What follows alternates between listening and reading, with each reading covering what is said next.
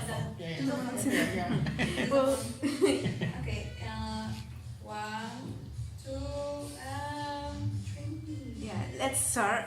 Well, hi everybody. My name is Francesca. I'm from Open UX, and we're introducing Dave Matthias, which is a data scientist and behavioral designer. So we're gonna have a little interview with him to see what his experience is about, and to inform everybody in our community that is mostly trying to open up to these to people that have experience in this field. So Dave. Thank Hi. you, Brett. Thank you. Welcome, everybody. Thanks for having me. Hi, this is just for a reunion between friends. If you guys want to ask something, si quieren preguntar algo, just do it. I think it's really, something really interesting that everybody wants to know what's about. So let's begin. Excellent. So you have a background in law. Yes. So I would like for us to. I'm sorry, the law thing. No, in America we make jokes because lawyers are not as, they used to be well revered in America, and now not as much. So now everyone that's a lawyer apologizes for being lawyers. I think that's in every country. Yeah, at one point it used to be great, and now they. sorry about that. Yeah, I think everybody in every country gets that. Yeah, Like, yeah. I'm sorry because they say maybe a lawyer it's not fair, Yeah. but I think their job is to be the devil's advocate. I don't know if that's correctly said, but I think it also helps you to be much more objective, Yeah. because sometimes Logical, objective, yes. yeah, because and I think that also helps us in a lot of whether it's a little bit of UX or that's trying to see behavioral careers, because sometimes because we know our friends or we know something happened to us in the past, Yeah. and we're like, you know what, I don't think this, I'm going for your side, when we actually should be like, no, I don't go for A or B. I'm just going for what I see or Yes. for what I Yeah. think. Correct? Yeah, I mean, it's always that you want to have. I mean, it's like the difference between quantitative research and qualitative research, right? Where you're trying to say, well, do I want to be very objective and just have that quantitative aspect, or the qualitative where you're really trying to get more empathetic with trying to understand more of the people. So, yeah, it's always the challenge that we face, right? How objective versus subjective do we want to bring into the thing? So, yeah. But it has helped you a lot to be this background in law for being a data scientist and a behavioral Yeah. in behavioral design or Yeah. or Yeah, I mean, I think law. Well, and before law, I was actually in organic chemistry, and I think the science aspect is something that always applies well, and I think is when the scientific method and always asking, what is your theory of what thing, your hypothesis of what's happening, how are you testing your hypothesis? I think that's always a great thing for someone that's in that data space or even in the behavioral space, because again, you can't just have the data speak to you. You need to like be asking questions and testing those hypotheses. Then getting into law, the nice thing about law, I think, gives you is just the ability to try to objectively look at pieces of the puzzle and how do they come together. So I think these different things help in different ways, and we all have our different paths of whether we officially go through like a educational program or we're learning in our career and we're evolving into different capacities where you may work for the government and you in your role as UX and you get certain experiences versus then you work for a corporation or a nonprofit, or you work from, maybe you're in the research side of UX. And then you get into the design side eventually, so they all, it's these different experiences and how they come together and evolve us. and how did you evolve from law for what you do currently? I got bored. I always get bored very quickly. So I did chemistry. I was in graduate school for chemistry. I did a lot of that, and then I got into law, and I did what was called intellectual property law. So things around patents, trademarks, copyrights, we call it.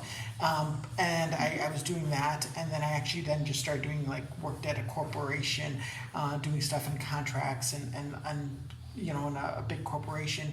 And then I just decided I was bored of the law. And so then I actually looked for a job and I got into product management. And product management is something that is, you know, it's been around for a while, but it's obviously picked up a lot of steam in America the last like 10 years, I would say. It's become really big. And so I got into that because, you know, it seemed like a field that would allow me with a lot of different interests to bring those together. So I got into that, and then, you know, luckily I got into products that had a data or analytics angle to them, and that allowed me to get into the you know, the interest of you know, data and analytics. How I started really was around just because I was like, oh, I got products that are involved in that, and then I just wanted to learn more. And whether you're reading materials, whether you're looking online, or whether, you know, you're just constantly learning. So the good thing about like these professions and today with the internet is you can learn a ton of stuff, and we have a lot of meetup groups in Minnesota. Like I'm in over 100 meetup groups that I'm actually like go to, not every time because it's like a lot of meetup groups, but you can learn a lot of information. And then the behavioral science side that I got involved in was actually the book called Freakonomics. Came out about 15 or 16 years ago now, something like that.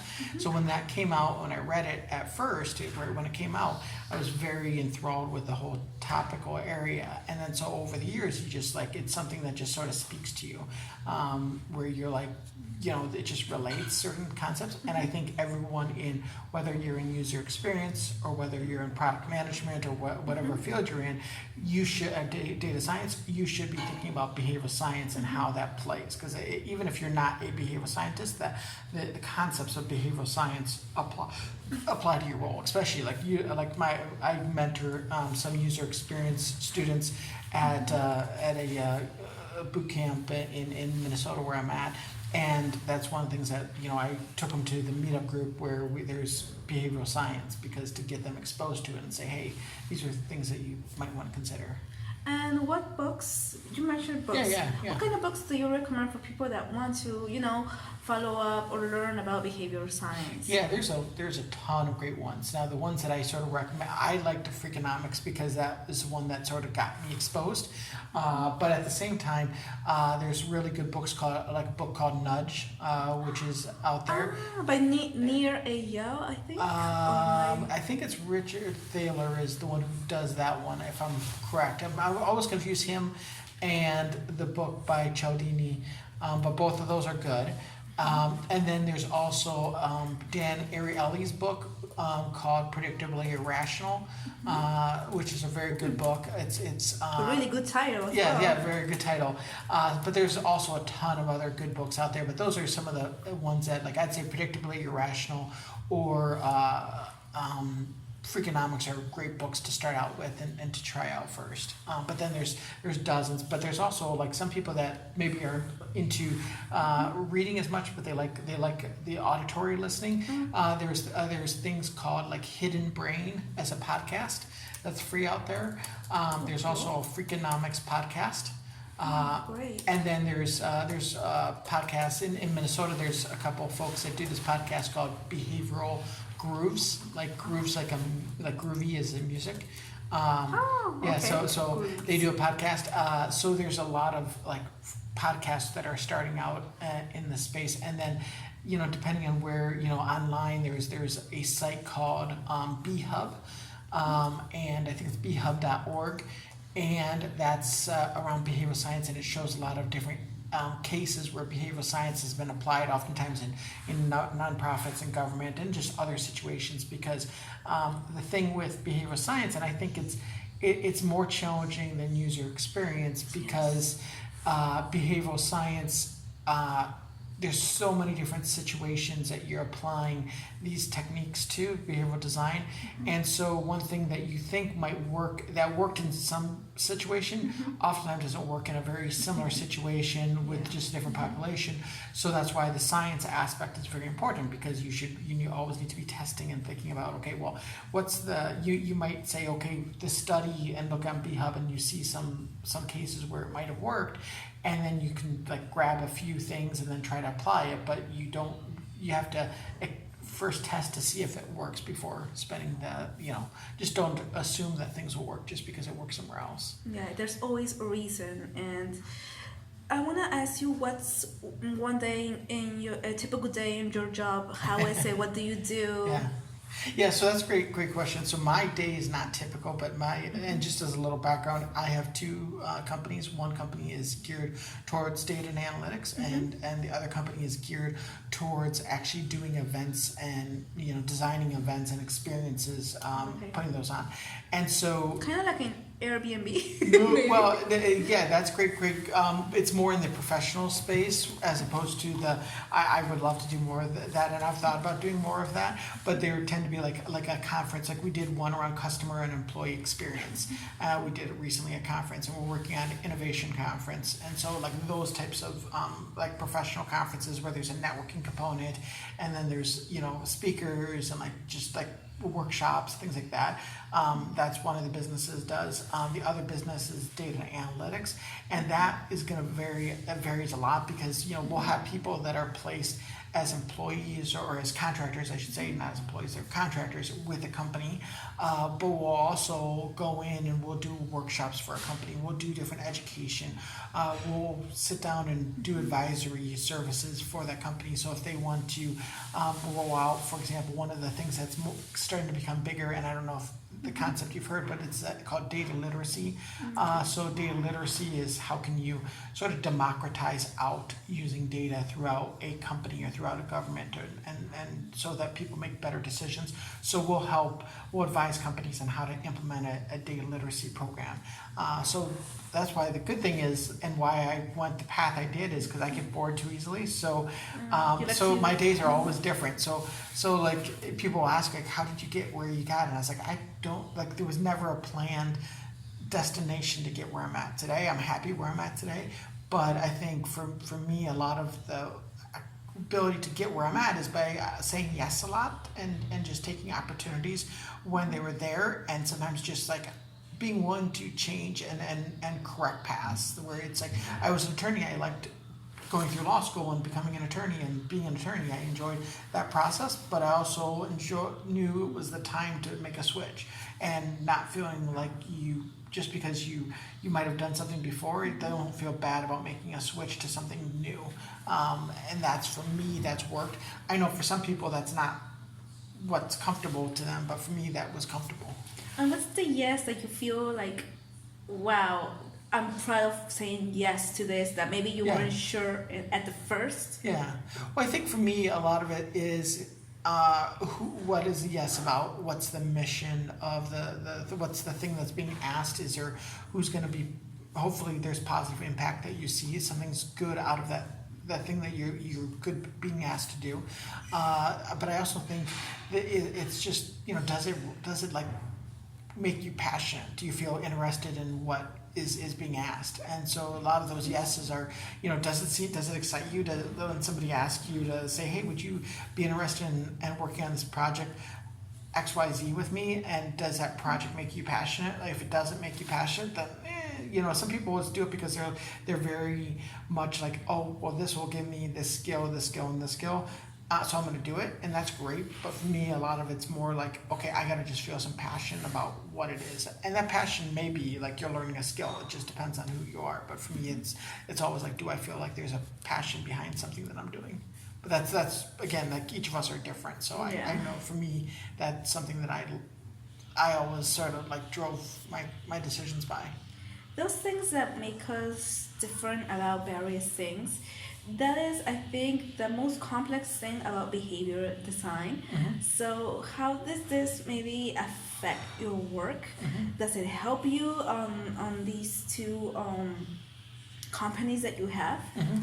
Yeah, I mean, behavioral design, well, one is we'll use behavioral design in when we're advising clients for certainly for the data business, because a lot of it's like, so when you think about data and decisioning in companies, a lot of it is like behavior change, right? So how do you help people not make decisions just based on their gut and instead make decisions based on data. And it's hard to, because we're humans and we naturally want to, like, we're instinctual, we want to make a decision, like we just know this is the right thing, but like the data said it might say something different. So that's one thing. On the other hand, like when I use it in behavioral design in doing the conferences, the events, oftentimes that's just thinking of like, okay, because it's always, how do you help increase connections, increase that environment? How do you get people to want to, and some people are going to be introverts, some are going to be extroverts that are coming to your events. How do you leverage the dynamics of behavioral design to try to increase connections that are going to occur? How do you increase knowledge that's going to occur? How are you going to make people feel happy that they went to they paid you money to go to this and that they'll come back next year, and they'll say good things. And so it's always, so each of these things is behavioral design plays a role. Yeah. Hopefully that answers your question. How do you measure behavior mostly with data? How is that possible? Because we know that maybe behavior is something that cannot be measured. How do you find these insights? Yeah, that's a great question. So how do you measure? Certainly, I think you can measure behavior in a couple of different ways. I mean, so like how confident are you in that? So for an event, right? You're always going to do like surveys, and you're going to do that typical thing, like okay, but you're also going to like measure on like, okay, when did people sign up? When did they sign up for your event? How many people got exposed to it? So you're gonna have a measure of like, okay, are you putting on a good, or at least making it an enticing event by just that? So just like measuring in UX, measuring behavior is actually not that different. You're trying to create, like, use those. Okay, are people clicking on something? What are people saying about something? Are they sharing it out to others, like where you'd see like your social posts getting shared to others. So those are proxies for things. Certainly when you get into like behavioral design and you're talking about applying it in other situations, like saying, okay, so for example, one thing that's very common is like using behavioral design in governments that's out there. And so like food programs, like I think this was being used in New York, the food program. There was a program I was just at in New York City a couple weeks ago, and they were going over one firm that's out there was advising the New York City government, and for them, I believe it was on the food stamp program. You call it food stamp. So people that are a little bit more poor that get food like vouchers for the government, and so for them they could there was a program where you have to sign up every year for that program, like recertify. So once a year you need to say, yes, I'm still qualified for that food program. And so they would measure how many people are not falling off that program as the objective, like does our behavioral, they would try different behavioral design techniques, and then the result, how they measure success was based on, do people sign up for, or they're continuously signed up for that food stamp program. And just like for us, like, are we saying what's working or not on an event is like, are people signing up for that year? Are they signing up for the next year? And those things. So that's our like final, like, what's your final objective measure?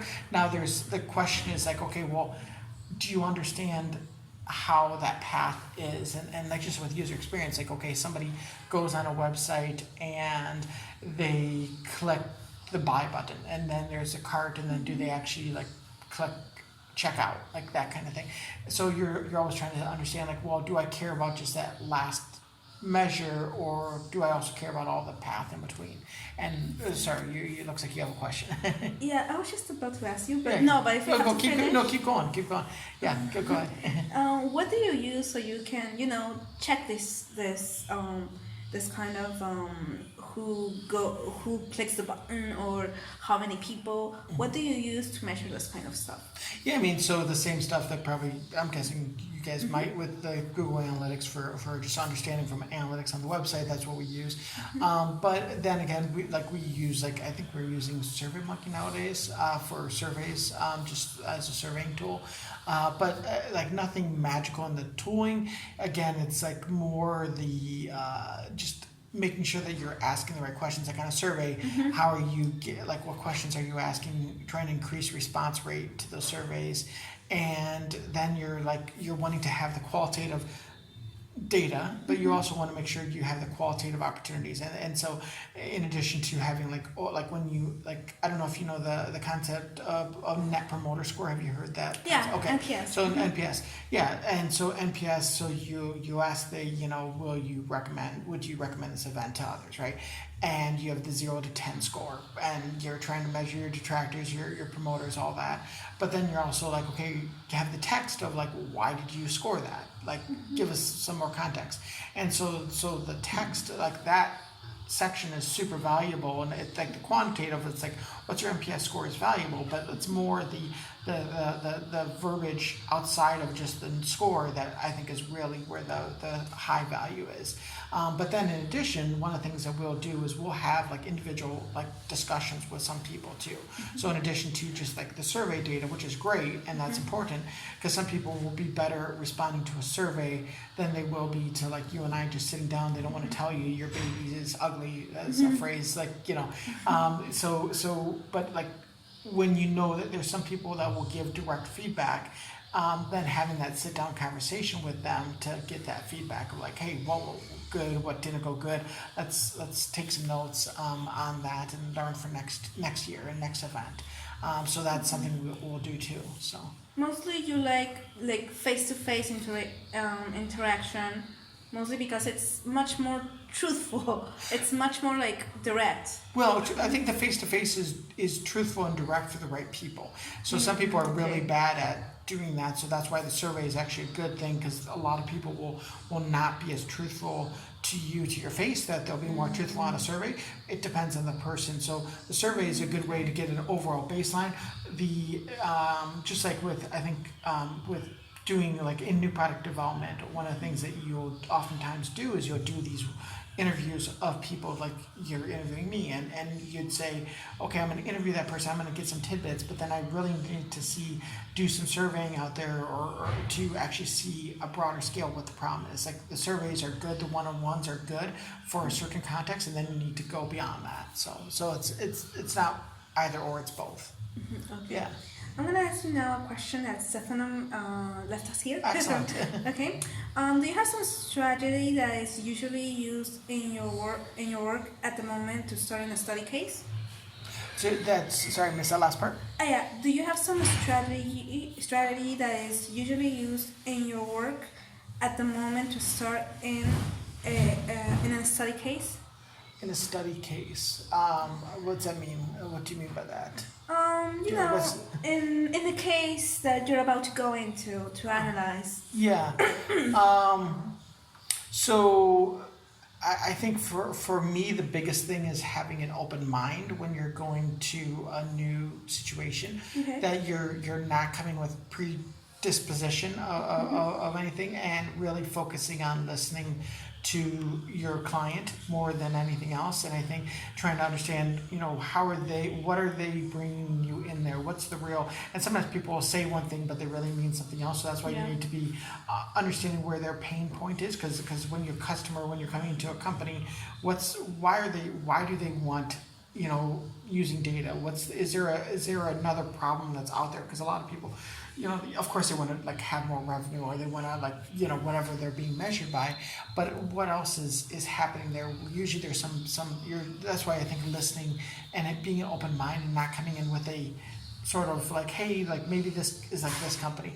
I think as soon as you've done that first initial interview and sort of sat down with your client and to really understand what their pain point is, and sometimes you'll will do research with other folks in their company where it's like it sort of depends on what kind of engagement it is with the client. Sometimes we don't, but assuming that there is a 'cause sometimes it's for data, for example, if you're trying to spread data in an organization, usage in an organization, one of the challenges is that cultural adoption. So oftentimes we'll do interviews with others in the company to try to understand where the pain points are, because you interview the managers, you interview the frontline people, you understand different departments and stuff like that. So we'll do some of that stuff too, but again with the idea that we're trying to not dispose any thoughts from our past, because the challenge is we all come in with our own lens in life, and that lens oftentimes we have biases that are around there. So how do you eliminate that as much as possible? And we're always trying to be better at that, but we all have that going into anything we do. So. And about that as well, I have another question. Oh, yeah. Yeah, how do you keep an open mind? Because you say you have to keep an open mind and try not to have, I guess, an idea already based on your head. Yes. How do you keep an open mind? How do you help yourself keep an open mind? There is no perfect answer, and I think for it's how do it's great. So for me, the biggest thing is just trying to focus on not talking as much in that initial discussions, and focus on listening, and focus on not trying to think about the next question, but listen to really what that person's saying. Because I think that's the challenge, because we're oftentimes, I'm going to be I have to be instead you're instead of trying to anticipate what you're saying, I'm listening to what you're saying, and then I'm going to be willing to pause. For me, I'm a person that talks fast, and I'm a person that's also just I think with a law background, you end up just quickly wanting to quick respond and that, and I need to pull back on that, and so it's a conscious, just sort of internalized voice to myself saying no, hold back, listen, respond after the fact, and follow up, and not assume anything that they said, create follow-up questions, things like that. But again, it's going to also tailor to the person you're talking to, because sometimes you're in a discussion with a more senior level person that really wants to be really quick with their time, and so you have to understand what perspective are they in, and if they're a person that's going to be very tight and you have very little time with them, you need to get certain information, then you're going to probably come in with a more rigorous, here's the 10 questions in the order that I need to ask, and I need to get answers to all these, and then I need to just get out of there, that kind of thing too. So it's going to depend on your audience, as any good person, a good designer, good user experience person is always thinking about who's that audience. Yeah, well, that's true, and actually for any behavior. Any behavior, yes. And it's really interesting about that as well. There's another question from Stefano here, in how we can avoid bias at the moment of analyzed data. Yeah, so you said bias, you're saying? Bias, yeah. Yeah. So I think the biggest thing with I was just on a panel a few weeks ago and talking about artificial intelligence and the future of artificial intelligence. And one of the things that was asked is what do you concerns you? What's the thing that concerns you?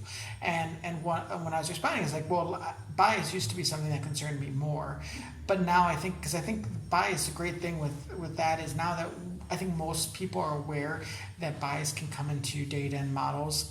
Just being aware of it allows us to counteract it. So if you look at your data that's going into a model, and it's got mainly min samples, right? If most of your incoming data is just male, then you have to that there's going to be bias towards males. I mean, it could be negative bias, could be positive bias. It depends what the model is, but that you just know that you've introduced that bias potential, and just being aware that that's likely the case, then you can counteract it. So you can say, well, what we're going to do is we're going to force to get some additional data that's going to be more with females, and more it could be young and old, there's biases, all different types of biases. So I think just the ability to people being aware of how much bias, how much data plays a role, and incoming data plays a role, and the output is biased. So one thing that occurred in the United States in the criminal justice system. So there's there's a thing, I don't know if you have the concept here, where so someone gets arrested and they get, there's a thing called bail. And so bail is like you pay some money, or you like put a loan on your house or something like that, and then you get out of jail before because you're not convicted yet. Like but you're in the house, you can't go out. It could be. It doesn't have to be house arrest. It could be, but it doesn't have to be. Yeah, we have this. But basically, you're not in jail, and so you're like, okay, your trial may be 6 months from now, but you're not going to sit in jail. And obviously, like if you're in jail, you're not able to do your job and be a good husband or wife or whatever, or just like live life. And so there's this concept of bail. And so one of the challenges, of course, is bail means that if you have money, you can like pay it and get out. And like if you're poor, you're not. Like obviously you don't have money for the bail. And so the more states, and the state of New Jersey was one of the first states in America that did this, is they actually created a model to judge your propensity, they call it like your risk level of doing something bad when you're out. So basically, like, are you a high risk if they let you out of jail now until trial? Are you likely to come back and go through the trial, and also are you likely to commit a crime when you're out? And so there would be a score. And so this model had like 10 or 12 variables, something like that, that came into it. And you know, in America, we always have, like when you look at our jail system, we have a lot of certain demographics that are in jail. So we have a very high population of African Americans in jail. We have a high Latino populations in jail, and then we have less like Caucasians and Asians in jail. And so when you look at that, you'd say, okay, well, but implementing this model, what happened is the level of and I don't have the exact numbers out of my head anymore. I used to remember this. Yeah. But basically, I think it was almost like 70 or 80% less people in jail, like a ridiculous amount less, right? So basically, they implemented this model. No longer there's bail anymore. Like there's not the concept of bail. So now you have this model. If you score low, you get out of jail. If you score high, you're going to stay in jail. It doesn't matter if you have money or if you don't have money. And so there's not that social, like how much money do you have. That's fair. It's fair, right? But then when you looked at it, you looked at the resulting population. So you had the initial population of like, it's gone down. Like it went down from, let's say it went down from, I'm just making up numbers, but it went down from like 100,000 to like 20,000 people in jail, right?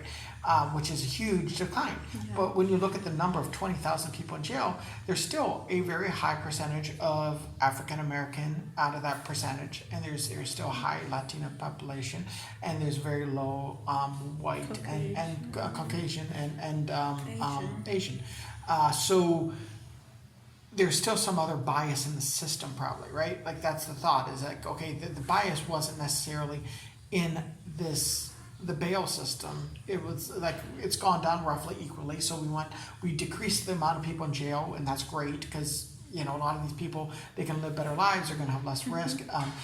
But at the same time, there's still some other bias. Now it could be that cops are arresting more people. It could be that there's just greater poverty in a certain demographics, and that greater poverty means people are going to be more likely to commit a crime because they need to, like, you know, if you're poor and you need to get something, you may at some point just say, I need to steal something, right? Because I need for my family. So there's other reasons that bias still exists. So that's where, when you're aware of bias, you can be looking for it, and you can say they were very careful when they created that model to not include anything around race, anything that could like change the racial, like where you're trying to, like, you're going to have a bigger impact on whites than blacks or that. And they did that, but at the same time, it's not going to solve for bias in other parts of the system.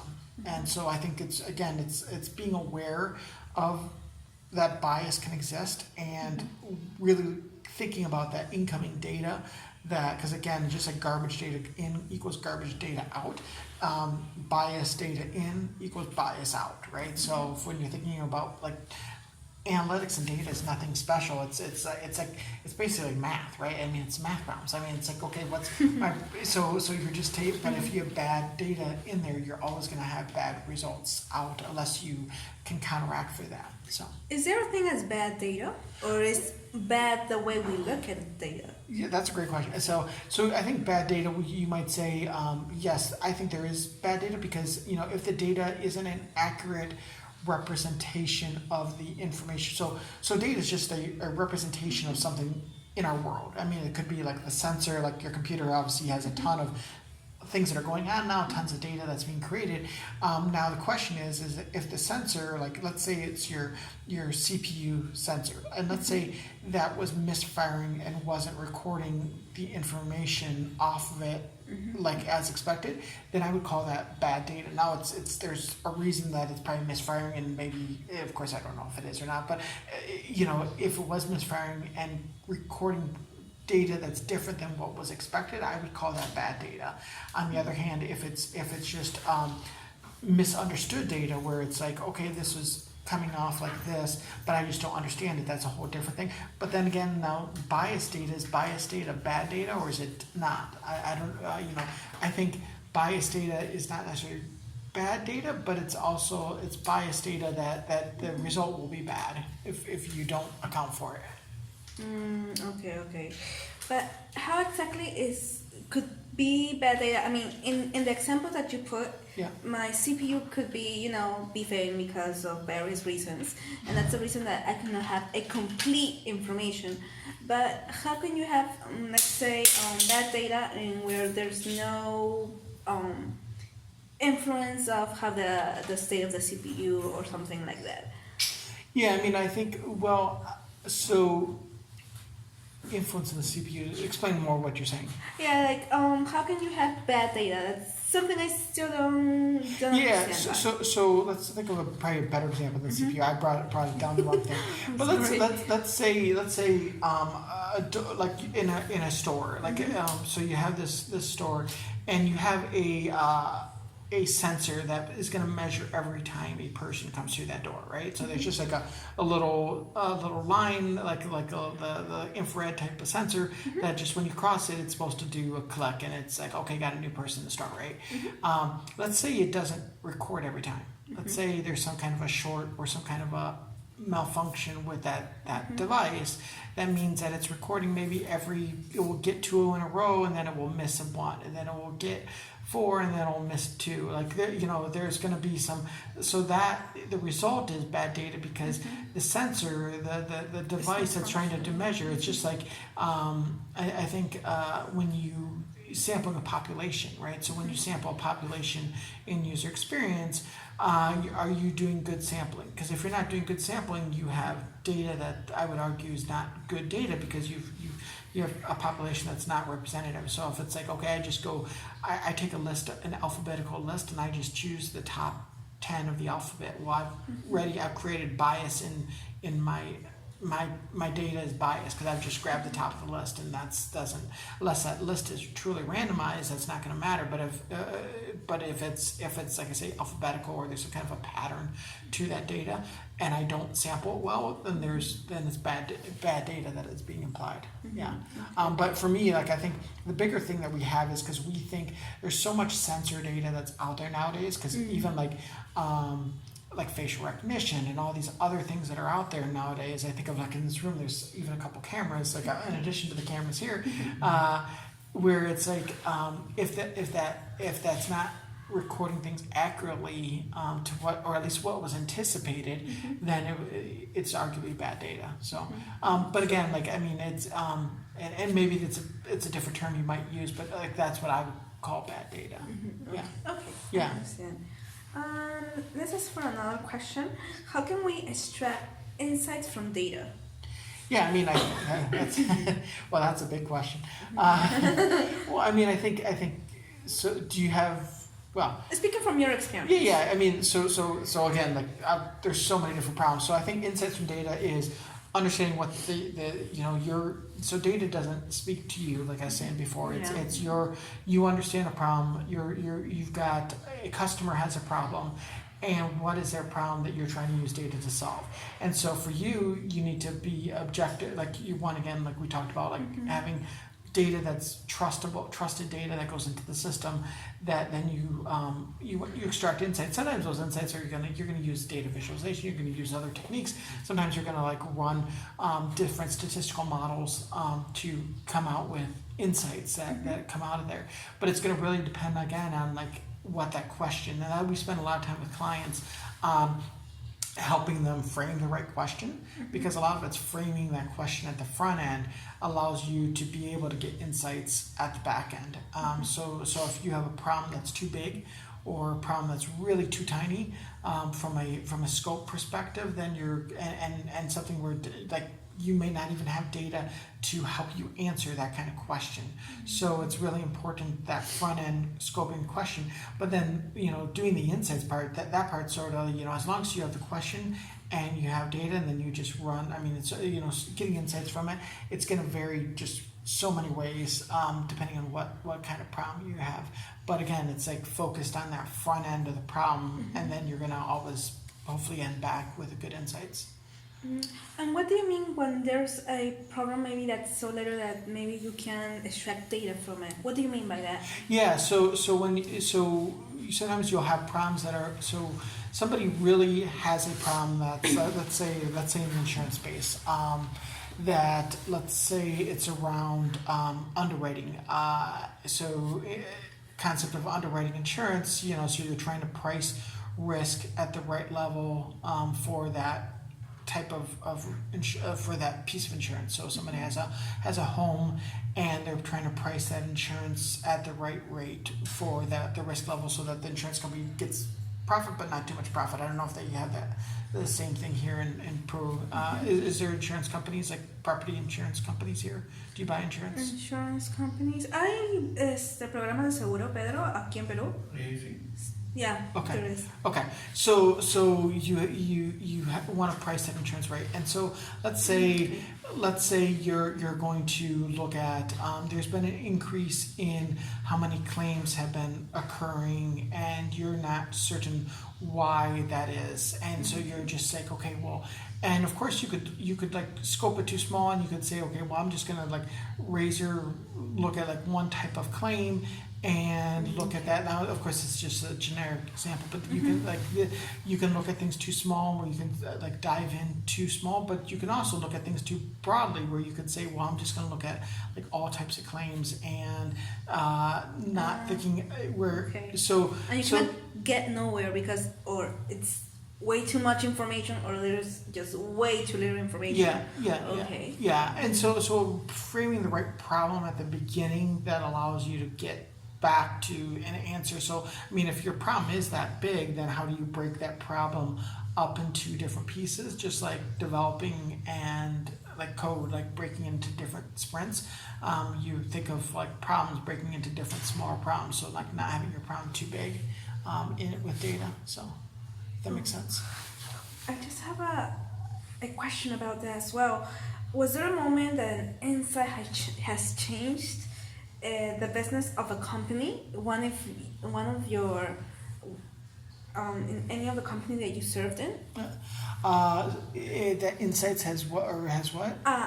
Was there a moment that an insight that you have found has changed the business of a company? Like they started doing things differently? Yeah, I think I can't get into like specifics with that, of course. But at the same time, yeah, I think that there's always at least. Sorry. Yeah, no, that's a great question. So yeah, so the hope is always things are always helping change. Now I think the question is like how big of a change sometimes some of these insights are, right? And so oftentimes it's learning some insights where you're saying, okay, now we're like, so when I was in product area, so based on some insights, then do we try to bring a new product to market? And so that was always something where where there was either, and part of it's actually like not bringing a product to market is just as important, because then you can focus your time on things that are better. So certainly, yes, I've done those things that have been very common, but also then even where, when you're thinking about from a cultural change, like when with clients, trying to get clients to, a lot of times when we're brought in our current business is more around data and how do they change that or adopt their culture to use data better. And oftentimes that is a smaller incremental at a time, but the goal is then, of course, is like how does that build so that eventually their culture eventually might adapt to it at a broader level, and that has so far worked well with a lot of clients, but certainly it's not always. And so one of the things you sometimes you try and you fail, and that's all right too. I mean, so I think that especially as you're trying to advance things with companies, that's not always a bad thing. So I think one of the things if data does not mean you're going to always have success in the sense of like everything you're doing with data means that like just like with user experience, you're going to try some things are going to work, some things are going to fail, but you're going to try and you're going to quickly try to adapt, right? So Okay, chicos, ¿hay tiempo todavía o? La batería se está muriendo. Ah, yeah, the batteries are. yeah, sí. Okay. Got So, ¿cuánto tiempo tenemos, digamos? Con esto 3 minutos. Okay, just one question. Okay, then. got it. Don't worry, sometimes this happens. Let's see. Which is the best way to get real data for research that you recommend? I think there's a few different ways, right? So for research, well, I'd say things to think about data for people to get data. One is to say, okay, what data do they have? Because oftentimes, from a defensibility, proprietary data that you have access to is really great. So like if you're in a company or in a government or in whatever, having your own data, thinking about getting your own good data is really important. But then also looking at like if there's, I don't know how big open data is in Peru or like or in Lima, where some cities in America have very good open data where it's very useful. Like, you know, it might be data about the school systems or the economy or the police or like those things, like, you know, that's always it can be a great data source to be used. Additionally, Open data, where exactly? so they actually have projects where you can like literally go on the internet and like okay. grab the data. Like New York City is very famous in America for that, but a lot of cities like Minnesota, Minneapolis, St. Paul, we have different data that's available that you can just like download. And so if you understand, for example, like where the crime occurs in your city, like you might, if you have a business that would relate to it, maybe you have a store that you're concerned, like, okay, what level of security do I need, or what do I need, you know, things like that. Like criminal data would be important. So open data is another thing, but it's also like census data. Like for us, we have a lot of census data, which is like understanding like economies and people, and there's consumer data that's the government, our government grabs, that is very important for a lot of businesses. They use that oftentimes. There's like weather data. Like there's a lot of weather data that our government does, and I don't know how much weather data, but weather data could be very important depending on what you're doing.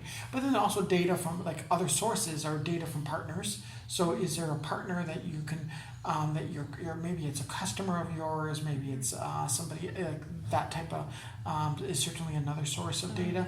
And then also like there's also places to buy data. Like there's vendors that you can actually purchase data from.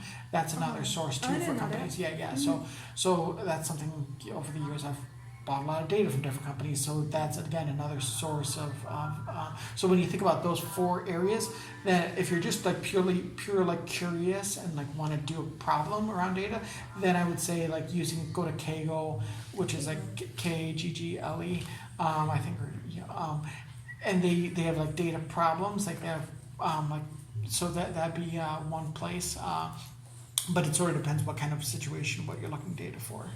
Okay. But that's a good example. Like if you're like, hey, I want to just learn more about doing some of the test data. Like I'm doing it more of a study perspective. Then go to Kaggle or places like that.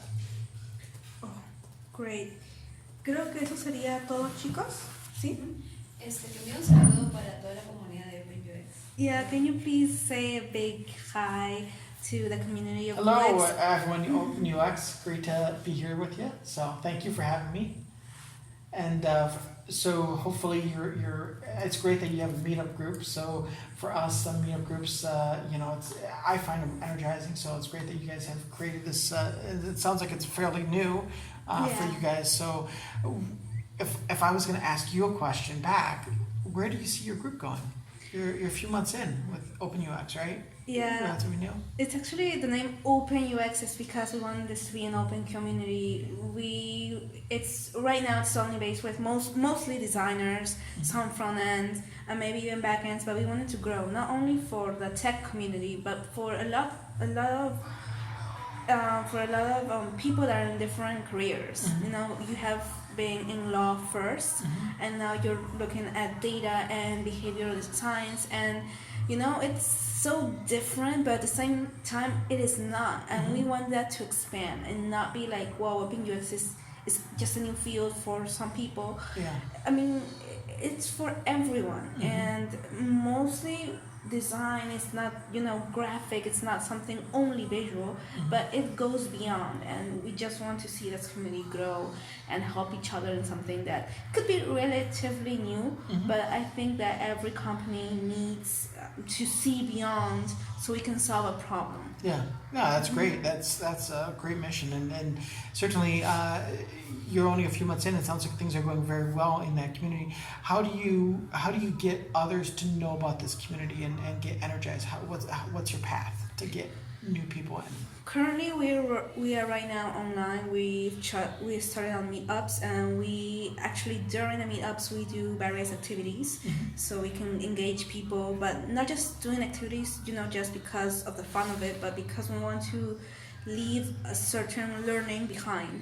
You know, like a metaphor. We do this activity, and then we're like, okay, guys, what do you think about this? And then we indicate what we want to get through this. We did this activity because we feel that let's say we have to look beyond things, we have to be very empathetic. No, there's something behind this activity. And of course, we want to bring people that are experienced on the field. Yeah. Yeah, so can people learn from beyond them? What else to learn to look up to somebody that has this much more experience? Yeah, yeah. That's great. That's great.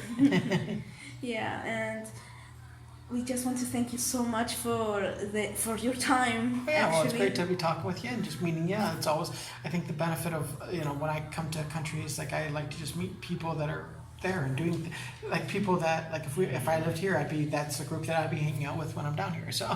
Yeah, thank you so much. And I know that we actually would like to go and meet much more people because I think, like I said, in here in Peru, we're starting with this UX career. However, in other countries, it's much more developed, but it has more time, but it still needs to be much more fed on because people are you know, misguided on what it really is. And we just want to, you know, bring our expand that out. Yeah, expand it, exactly. Yeah, that's great. Well, it's a fun, the place you're at is the fun part though. Because it's fun, the early part is the most fun part, so you're in the most fun part. Yeah, we can experiment with a lot of things, so it's exciting, but at the same time you're like, okay, what do we do next? So yeah, it's very at the same time mysterious, but yeah, we've also have a straight vision where we want to go. Nice, cool. ¿Hay otra pregunta, chicos, que quieran dar?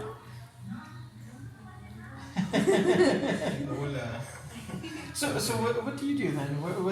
Because you went to Laboratoria?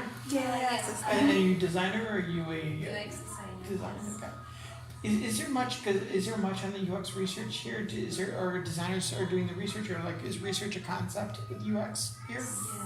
Yeah. En mi caso, sí, pero creo que no se ha profundizado tanto en temas más relacionados a data. In her case, she says that that's what her work practically is. It's a lot of research, but we have not specialized a lot of data. Y es súper importante, o sea, en mi caso, pero más o menos increíble. O sea, es súper importante conocer de data y ahora estoy llevando un curso de creo que acá en Perú es importante que se vaya mucho más allá de las entrevistas y de otras técnicas, ¿no? Sino ir más con data pura y dura. Yeah, she says it's really important, but here in Peru, in her workplace, it's not much of. They're not combining a lot of data with, you know, qualitative research. Okay. Mhm. Yeah. Yeah. Well, opportunities. Because in laboratory is like most people that graduate, or most of them designers that come out, like UX design? Because you're both were laboratory, right? Yeah, Yeah. we are actually laboratoria. Everybody they teach coding, Mm-hmm. JavaScript, HTML, Okay. CSS. Oh, so you do that too? You did that? Or Yeah, we yeah. have that Yeah, too. yeah, We have that yeah. background too. And if we want to, we can stay in the coding part, or we can graduate as UX designers. Mhm. And well, in our case, we like UX research much more, so we Yeah. went to that Nice, field. nice. Cool. Mhm. And we're now working on companies that help us develop that our UX designer interior. Yeah, nice, cool. Hey, because where do you work at? No, I am freelancer now. freelance. Nice. So you get to work with a lot of companies then. Oh, yeah. That's good. Mm-hmm. I'm in the process. She's in a work process, but she Yeah. is right now a freelancer. Yeah. Mhm. I guess where are you? What do you do? Una consultoría, no sé cómo se dice en inglés. Agency? Uh, Is that agency. Agency. Yeah. Yeah. It's an agency, but it's not a tech agency. It's but I'm just working for the company, not Yeah, for yeah. any agencies Yeah. right now. Mhm. Cool. Excellent. And so where do you guys live in Peru? I live near her. Here. Me too. Okay, so it's at least not too far. How Yeah. many days you Same. So I leave on the 31st at night of the 31st. Halloween. You're Yeah, living yeah. on Halloween. Well, I actually technically fly out like at 12:30 on the 1st. Like it's like really late night flight. Oh. Like it's after midnight. The flight is on the November 1st. So I'll be here Halloween sort of, and then go to the airport. Have you tried